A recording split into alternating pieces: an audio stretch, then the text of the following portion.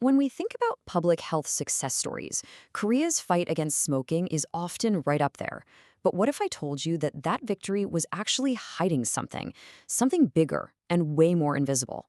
Today, we're diving into this really fascinating story of success, a puzzling mystery and the smoke that, well, stays long after the air seems clear. All right, so let's get right into it. A huge scientific study on Korea's smoke-free policies starts off by saying, yep, the policies worked. I mean, they were really effective at cutting down exposure to secondhand smoke, SHS. That's the stuff we all know and try to steer clear of. And by all accounts, this was the beginning of a fantastic success story. And wow, this slide really shows you that success in action. What you're looking at is a graph of cotinine levels. That's a really clear marker for nicotine exposure in non-smokers. Just look at that drop between 2009 and 2014. It's steep, a huge, clear win for public health.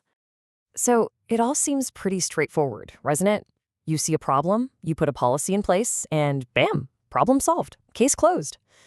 But is that really the whole story? Okay, so to really get the twist in this story, we first have to appreciate just how big of a deal this victory was. So let's take a look at the timeline of Korea's, you could say, war on secondhand smoke. I mean, this wasn't just a one-off thing. It was a systematic effort that spanned decades. It all started back in '95, just targeting parts of public buildings. Fast forward to 2011, and boom, whole facilities and restaurants are smoke-free zones. And then they got even more aggressive between 2012 and 2015, covering every single restaurant, big or small. By 2016, they were even expanding the rules into places like apartment parking lots. This was a massive, comprehensive push to clear the air. And the results? Absolutely staggering. We're talking about a 74% drop in non-smokers' cotinine levels in just 5 years. That is a huge public health achievement. Think about it. They took exposure from over 3 micrograms per liter all the way down to less than 1. Incredible. But this is where the story takes a really sharp turn. That incredible downward trend, it just stopped. It hit a wall. And this created what we can call the progress paradox. So here it is. This is the full picture. That amazing drop we just saw, well, that was only half the story. After hitting rock bottom in 2014, the exposure levels actually started to creep back up. And this is the crazy part. Despite even tougher laws, by 2020, those levels had more than doubled from their lowest point. What is going on? And that right there is the central mystery. The policies were stronger than ever. They covered more places, the fines were higher. So what happened? What was everyone missing? Well, it turns out the threat hadn't gone away at all. It had just changed its shape. It was time to unmask this invisible smoke that was slipping right through the cracks of the regulations. Okay, so first, let's just quickly refresh on the original bad guy, secondhand smoke, SHS. This is the stuff you can see, right? The smoke from a burning cigarette or what a smoker exhales.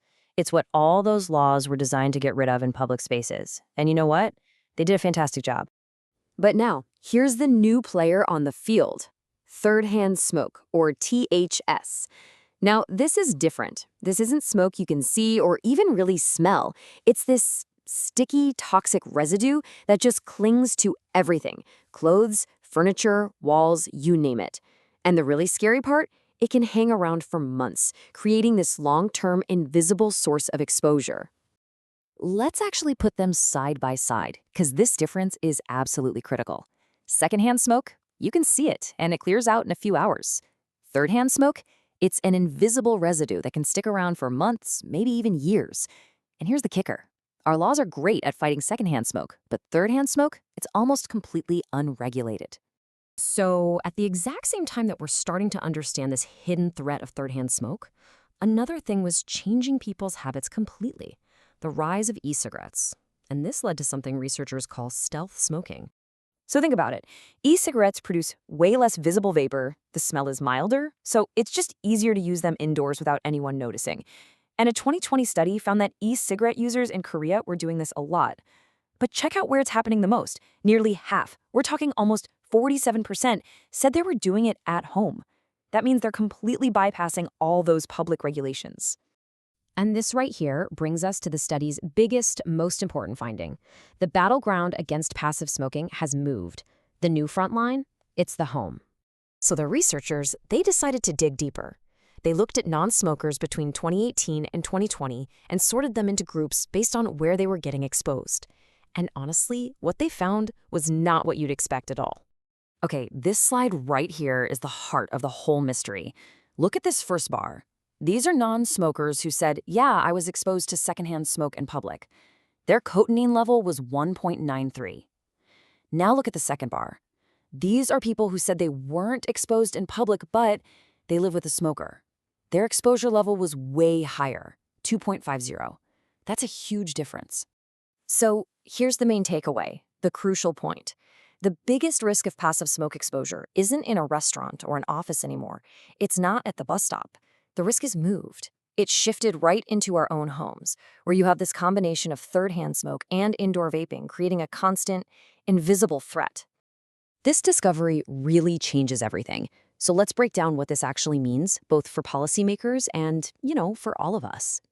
Okay, let's just quickly recap the big points. 1. Korea's smoke-free laws were a massive success against public secondhand smoke. Huge win. 2. But that progress stalled and actually reversed. Why? 2 culprits: third-hand smoke and indoor vaping. 3.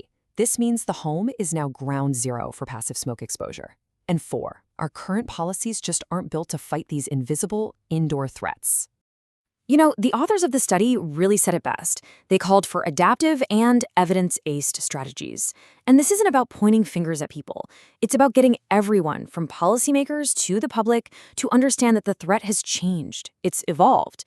So we're going to need new tools, new kinds of policies, and probably new awareness campaigns to match. And that leaves us with one last, kind of provocative thought to chew on. This isn't just a story about Korea, right? This is a lesson for the whole world. If the visible smoke is gone, but the danger, the chemicals, are still stuck to our furniture and our clothes, then is anywhere truly smoke-free?